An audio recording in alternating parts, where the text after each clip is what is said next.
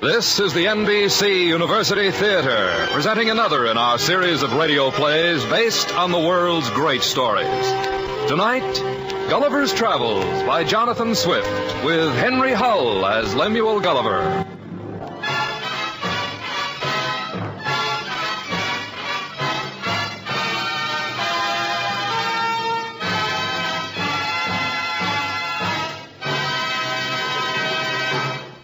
In 1727, when Jonathan Swift wrote Gulliver's Travels, he intended it to be nothing more than a sharp and biting commentary on the customs and politics of his time. But knowing that the most dangerous truths could be told safely only under the mask of humor, he veiled his attacks with the most imaginative of stories. And as a result, his book did not die with the customs and men which it ridiculed. Instead, with the passage of 2 centuries and more, it has become more than just a brilliant satire. It has become, in fact, one of the greatest of all children's classics. A story to charm and delight the young of every generation and every century.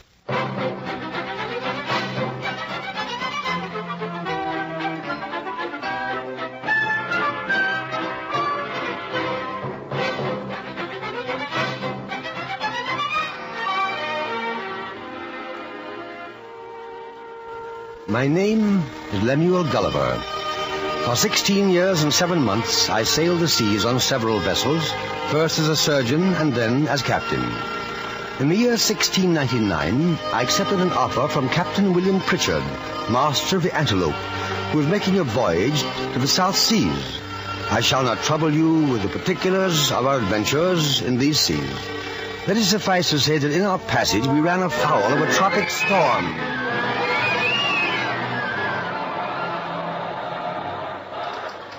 The weather being very hazy, we were within half a cable's length of a giant rock before our lookout spied it. Rock ho!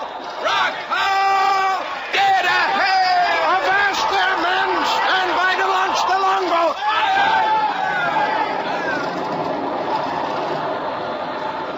Six of us made shift to get the longboat into the sea. But before we cleared the ship's side, she was driven on the rock and split asunder.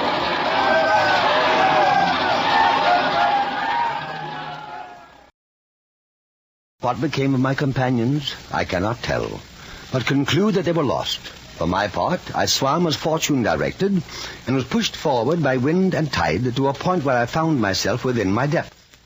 When I finally struggled ashore, I was in so weak a condition that I lay down on the grass and fell asleep.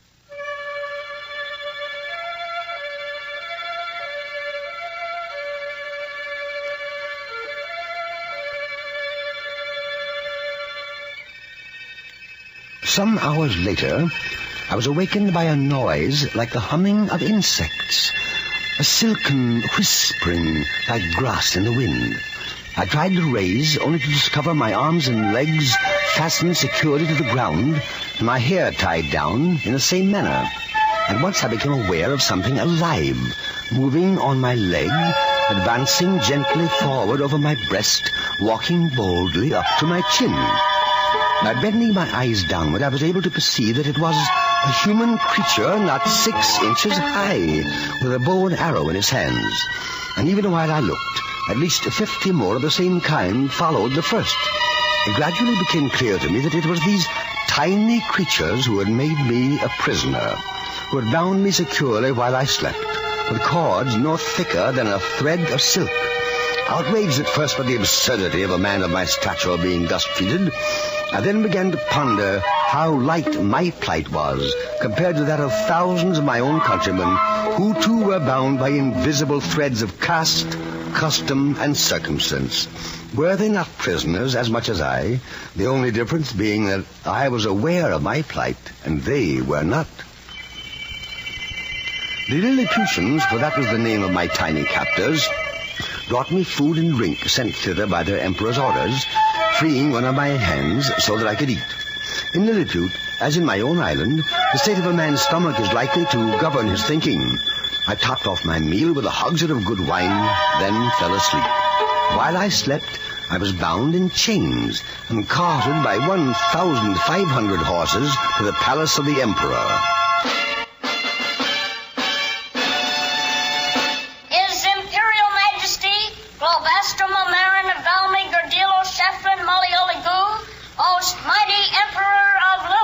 Your Imperial Majesty, your most humble servant. His Imperial Majesty, Globastrum Amerina Velmi Gordilo Shefflin Mollioligu, proposes to the Man Mountain lately arrived in our celestial dominions the following articles. One or two of the articles proposed were not altogether to my liking, but overwhelmed by the presence of royalty, I could only prostrate myself at His Majesty's feet and acquiesce. He then had a mind to entertain me with one of his country's best-loved shows. Redrussell, his Minister of Private Affairs, ascended to my shoulder to interpret the performance for me.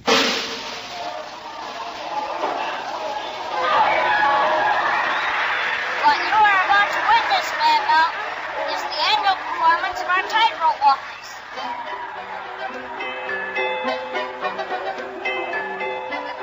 You see, in Lilliput, when a political office is vacant, candidates petition the emperor to entertain the court by cutting capers on a rope.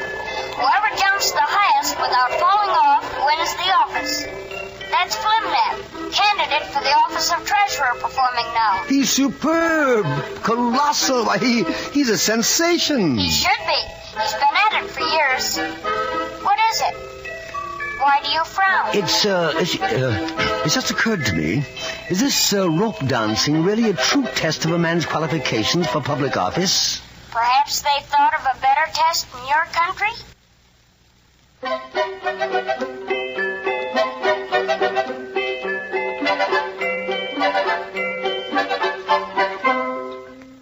Surely, I thought. Surely in this setting of ideal loveliness, these tiny, doll-like people, so energetic, so resourceful, must have attained a state of happiness and perfection that we larger mortals only dream of. But I was doomed to disillusion. I'd been there scarcely a month when my friend Redrussell came and climbed up on my shoulder and began to whisper in my ear. Man Mountain, we labor under two mighty evils. A violent schism at home. A schism here in Lilliput? For above 70 moons past, there have been two struggling parties here. The Tremixons and the Slamicsons. Well, how do you differ politically? Most profoundly. One party adheres to the wearing of high-heel shoes, the other low-heel. High and low heels. His Majesty favors lesser heels in his administration. Therefore, the animosity of the two parties runs so high, they will neither eat nor drink with each other. Is there no hope of a compromise? Neither party will yield a fraction. Meanwhile, the country is split in two. And at the same time, we are threatened with an invasion from the island of Blefuscu. Blefuscu? A neighboring kingdom with which we've been engaged in a most obstinate war for 36 moons. 36 moons? Amazing. Even in Europe, we are not often able to sustain our wars that long. What started your war with the Blefuscudians? An egg. An egg? Now, it's allowed in all hands that the natural way of cracking a boiled egg is upon the larger end. Naturally. The present emperor's great-grandfather, however, during his reign, published an edict commanding all his subjects to break the smaller end of the egg. The people so resented this that there have been 6 rebellious uprisings wherein one emperor lost his life and another his crown. But you are a rational people. Can't it be made clear to you the futility of such conflicts? Many hundreds of volumes have been published on the subject. But the emperor has ordered all books that do not support the little Indian point of view suppressed, burned. I see. Meanwhile, the war is to start all over again. The enemy has already equipped a numerous fleet and is preparing to descend upon us. If there is anything I can do... His Majesty is placing great confidence in your strength and valor. I'm greatly flattered. Please present my humble duty to His Majesty and inform him that I stand ready with my life to defend his person and state against invaders.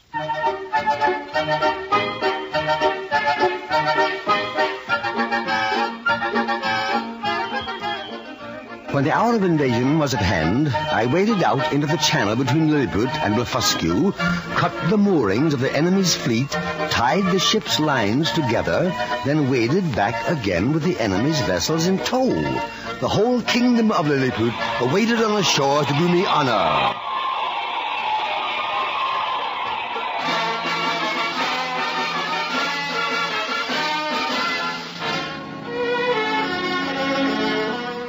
But alas, I was to learn how fickle is the public mind. how short-lived the hero's laurels. Early the next morning... And Mountain, Redressel, what brings you out so early? I have come under express orders from His Majesty. What does he want now? He wants you to bring all the rest of the enemy ships into our port at once. But great heavens, that would leave the empire of Blefuscu entirely undefended. Exactly. He says it's our national destiny to rule the world. Then he's out of his mind. Not only does he intend to conquer Blefuscu, but he is laying plans to destroy the entire race of big Indians and compel all people to break their eggs on the smaller end. And if they refuse? They will be exterminated. You may return to His Majesty and say that I refuse his request. I shall never be the instrument of bringing a race of free and brave people into slavery.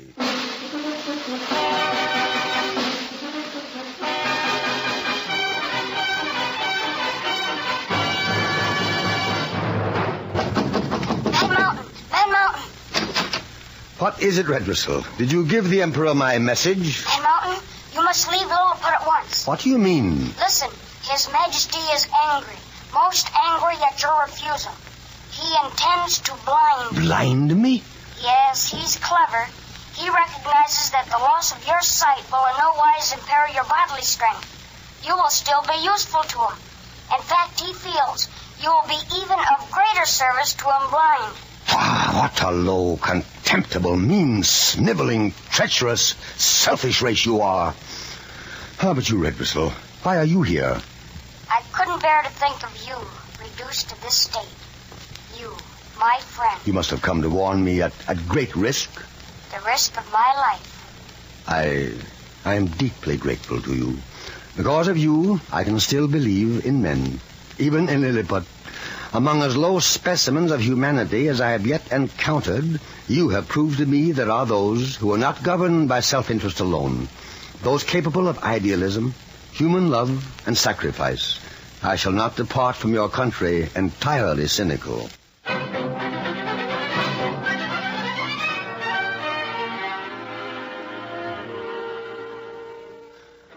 My next voyage, after many misadventures, brought me to the kingdom of the Brobdingnagians, a race of giants as tall as steeple spires, whose voices roared like waterfalls. Among these giants, I was looked upon as a freak. The queen chanced upon me when I was being displayed in a box in the marketplace, and, delighted by the fact that I was 30 times smaller than her court dwarf, persuaded the king to buy me for her plaything. At the court, my lot was intolerably humiliating. My behavior occasioned gales of laughter. Just as in my country, children are looked upon as objects of fun and derision. I became obsessed with the idea of proving to the king and his court that I was indeed a man, after all. At length, I hit upon a way to accomplish this. I offered to reveal to the king the secret of an invention that up to this time is the most significant achievement of my race.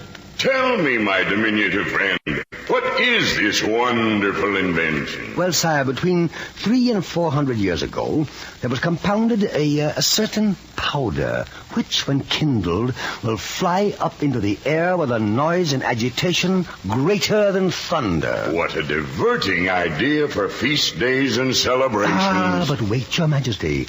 Ram the proper quantity of this powder into a hollow tube of brass or iron, and it will drive a ball of lead with such violence and speed that nothing can sustain its force. But might that not prove destructive? It will rip up pavements, tear houses to pieces, lay waste cities, dash out the brains of all who are near. Stop. You could become the master of the lives, liberties, and fortunes of all your people. Whoever disputed your absolute authority... Are you too ignorant to understand that I neither have nor want absolute authority? Surely you, a king, you cannot be without ambition. You must wish to live in the annals of your people. Now, by the use of this formula, our Prince of Orange... Be quiet, I command you. Some evil genius, enemy of mankind, must have been the first contriver of this powder. If you value your life, never mention it again. As you will, sire. But it is plain to be seen that here you have not reduced politics and the conquest of power to an exact science, as the more acute wits of Europe have done. Power, politics. It is my opinion that whosoever can make 2 ears of corn or 2 blades of grass to grow where only one grew before does more essential service to his country than the whole race of politicians put together.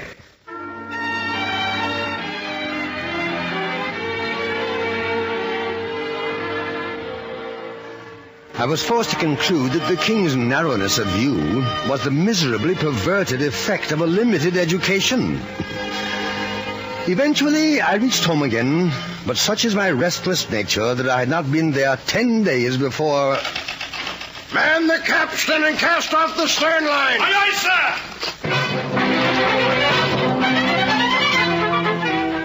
sir! Yes, I was embarked upon another voyage. And it was part of my strange destiny that in time I should have found myself cut adrift by pirates and subsequently saved by the inhabitants of Laputa. Now, Laputa is a most remarkable place, a flying island suspended several thousand feet above the heads of ordinary mortals. The Laputans, unlike the Brobdingnagians, are most scientific. Indeed, they are so wrapped up in intense speculation that they never enjoy a minute's peace. They jostle each other in the streets, bump heads, and are often in manifest danger of falling off the island. The really great thinkers among the Laputans do not walk about at all, however, but are put away in an institution called the Grand Academy of Projectors. Being a great admirer of projects myself, I immediately asked to be allowed to visit this institution. At the great door, I was stopped. Your pass?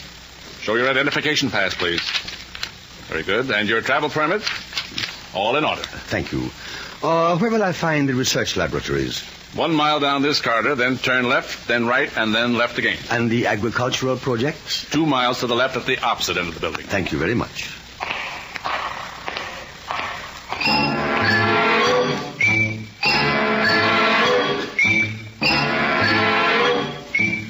Yes, I am the coordinator of all architectural research projects. It was I who first introduced the idea of beginning all buildings at the top and working down. My friend, food is our business. Stuff of life, you know.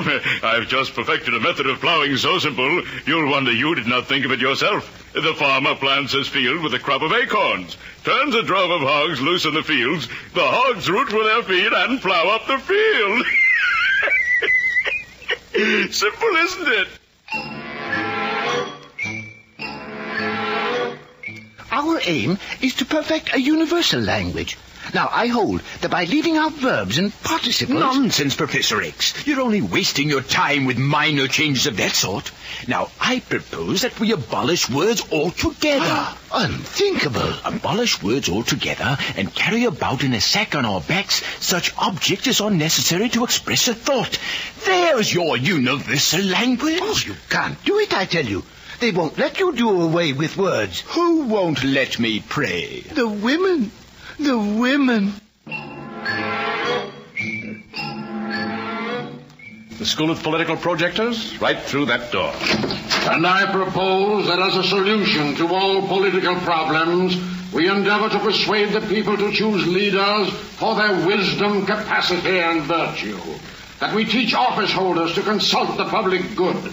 That we reward merit, ability, and eminent service. And exhort leaders to subordinate their own interests to those of their people. I protest! This man is a radical!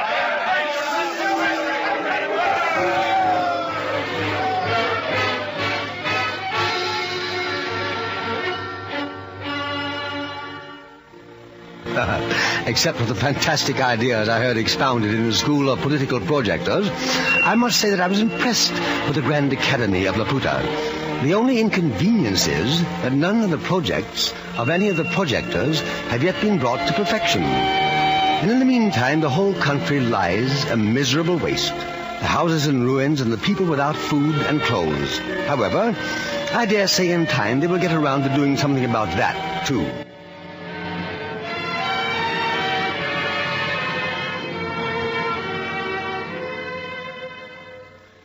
My last voyage took me to a country where horses, called in the land Whinims, are the masters, and men, called Yahoos, are the beasts of burden. Because of the profound difference between their conception of good and evil and our own, it took me the better part of a year to gain sufficient respect from the Whinim in whose home I stayed for him to discuss these matters with me. For at first he considered me only a cleaner and slightly more rational Yahoo than those he kept in his stable. The whole race of Yahoos, he insisted, were the most treacherous and irrational of all brutes. All you need do is throw among 5 Yahoos as much food as would be sufficient for 50. Instead of eating peaceably, they will fall to quarreling and fighting, each single one determined to have it all to himself. I'm afraid the Yahoos of my own country are inclined toward similar behavior. And yet you tell me that in your country the Yahoos are the masters and the Whinims the beast of burden. How can that be? What you fail to recognize is that in my country the Yahoos are civilized. Civilized? What is civilized? So many of your words I don't understand. Lying, deceit, power, lust, government, malice, envy, evil. But go on. Tell me, what is civilized? Well, amongst us, we have wonderful things, such as you Whinims have never dreamed of. Magnificent castles, gorgeous clothing, the noblest, most costly meats and drinks. Our ships go to the ends of the earth to bring these luxuries back for the rich. Rich? What is rich? Well, a rich Yahoo is one who has enough money to buy these luxuries I have just described. Then they are not free to all. Oh, no, by no means. How many of your Yahoos do enjoy them? Oh, about 1 in every 1,000, I should say. The bulk of our people live miserably by laboring every day for small wages. Wages? Money. The most prized and precious substance amongst us. What you say amazes me. Now, among us Whinims, it is our supposition that all animals have a title to their share in the productions of the earth. But then, of course, we are not civilized.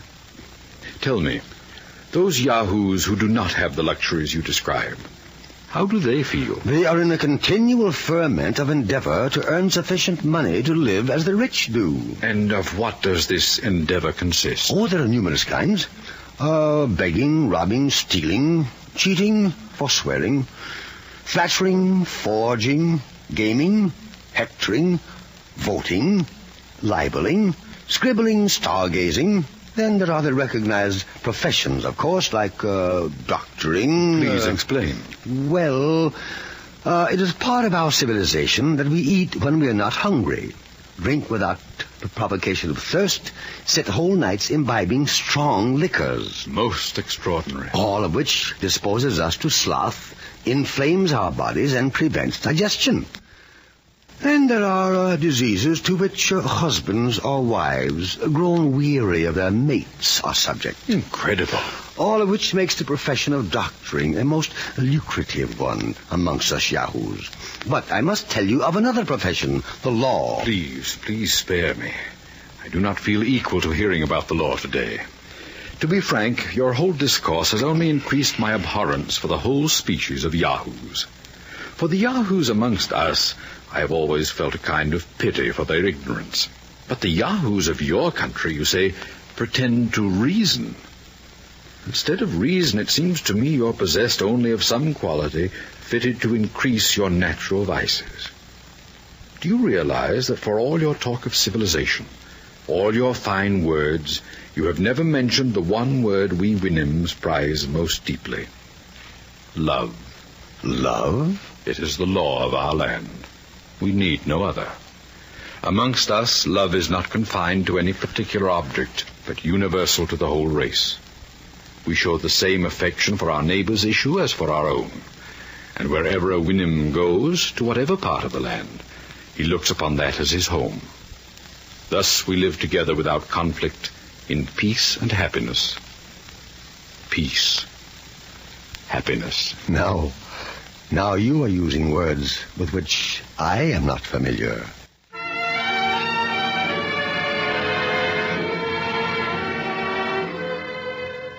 But in time, Dwelling amongst the Winnims, I was to learn the full meaning of peace and happiness. I enjoyed perfect health of mind and body. I did not feel the treachery or inconstancy of a friend. I had no occasion of bribing or flattering to procure the favor of a great man or his minion. I wanted no fence against fraud or oppression. In the midst of all this happiness, and when I looked upon myself to be fully settled for life, my host sent for me one morning a little earlier than usual. It is with great sorrow that I must tell you what I must. You will have to leave us. Leave you? Go from this peaceful country? Oh, no, not that. Don't send me away. It is the opinion of the majority of the Winnims that we jeopardize our well-being by keeping you here. It is feared that you, since you have the rudiments of reason added to the natural depravity of a Yahoo, that you may influence the other Yahoos to rise up against A us. thought of that kind never entered my mind. I swear it. So I told the other Winnims. But they replied that ye yourself had told us that your kind excels in the art of lying and dissimulation. How can you be trusted? You must go.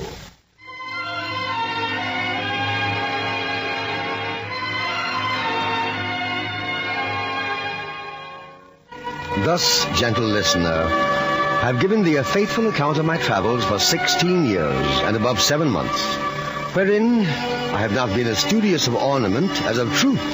I could perhaps have astounded thee with strange, improbable tales, but I chose to relate plain matter of fact in manner and style. It is my belief that a traveler's chief aim should be not to form wonderful descriptions of both land and sea, but to make men wiser and better.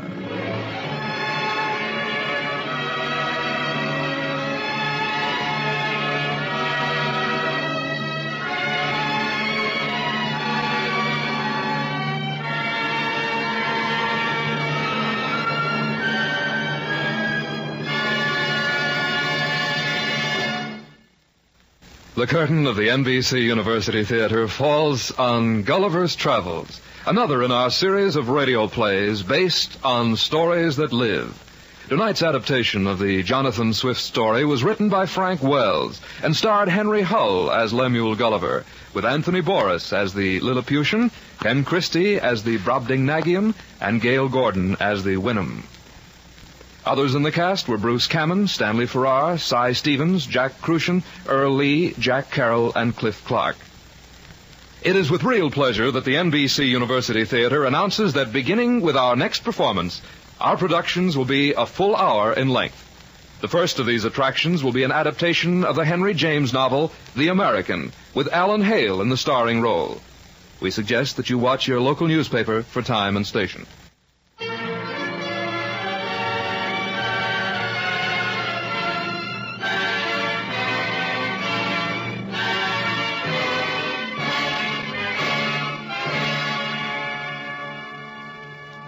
Tonight's production of Gulliver's Travels was directed by Max Hutto. Original music was composed and conducted by Henry Russell.